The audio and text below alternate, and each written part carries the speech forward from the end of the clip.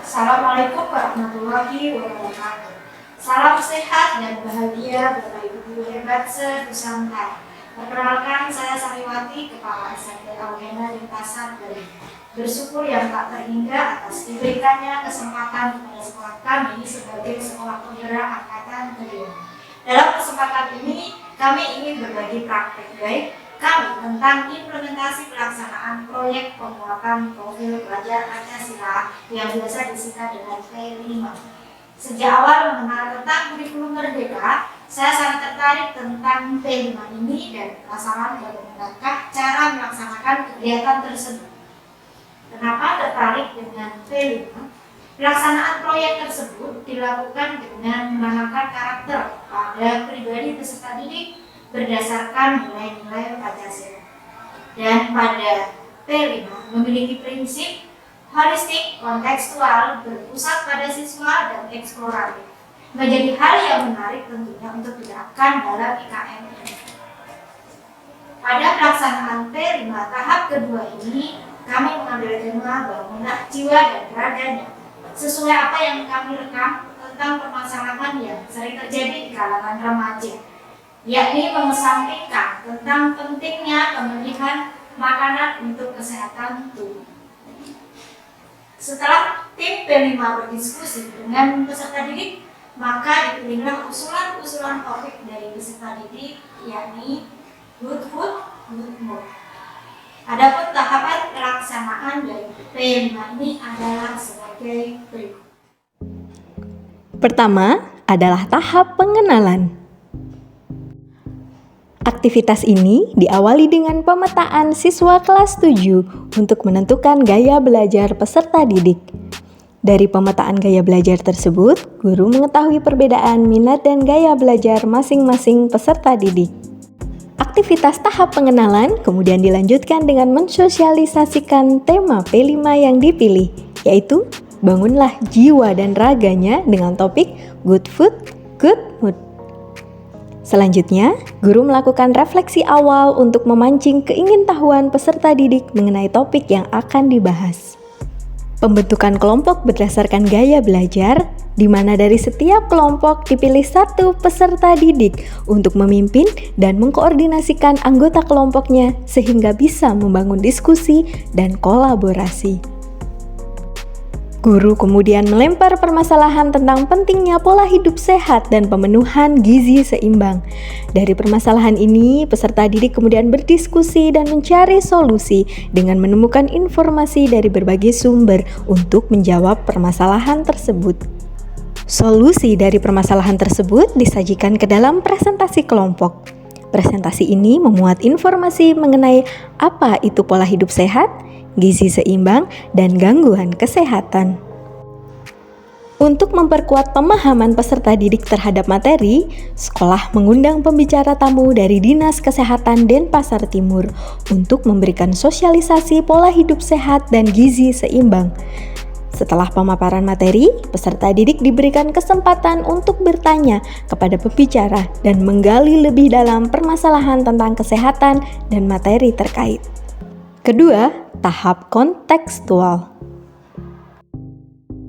Pada tahap kontekstual, peserta didik menerapkan materi yang sudah didapatkan di tahap pengenalan untuk dipraktekkan melalui pengalaman langsung. Tahap kontekstual diawali dengan perhitungan kebutuhan kalori. Dari perhitungan ini, setiap peserta didik mengetahui jumlah kalori yang mereka butuhkan per hari atau jumlah kalori harian. Aktivitas selanjutnya, peserta didik melakukan survei kantin sekolah. Pada survei ini, peserta didik melakukan wawancara kepada pemilik kantin. Peserta didik menanyakan jenis makanan yang dijual dan komposisi bahan yang digunakan. Dari hasil wawancara, peserta didik kemudian melakukan pengolahan data dengan cara menghitung jumlah kalori dari setiap satu porsi menu makanan. Dari pengolahan data kalori harian dan survei kantin, peserta didik bisa menyeimbangkan kalori harian dan menu makanan yang dipilih untuk dikonsumsi.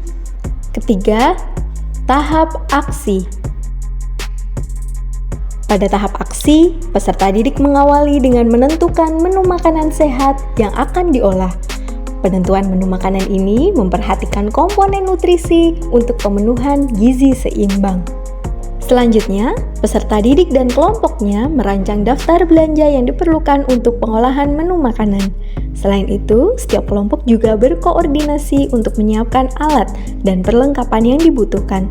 Peserta didik didampingi guru melakukan kunjungan pasar untuk berbelanja bahan makanan berdasarkan daftar belanja yang sudah disusun.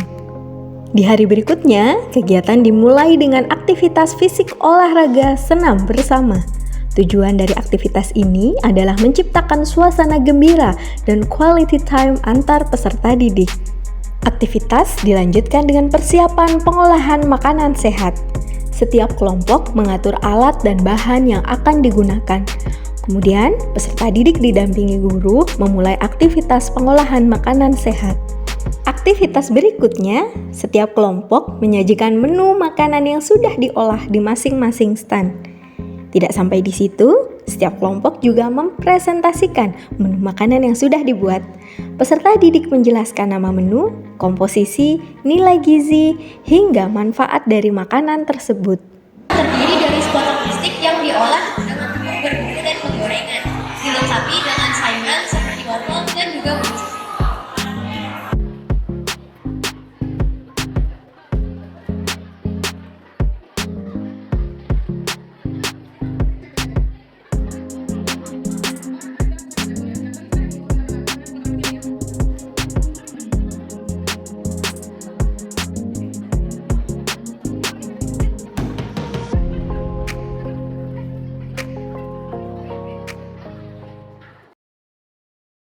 Keempat, tahap refleksi.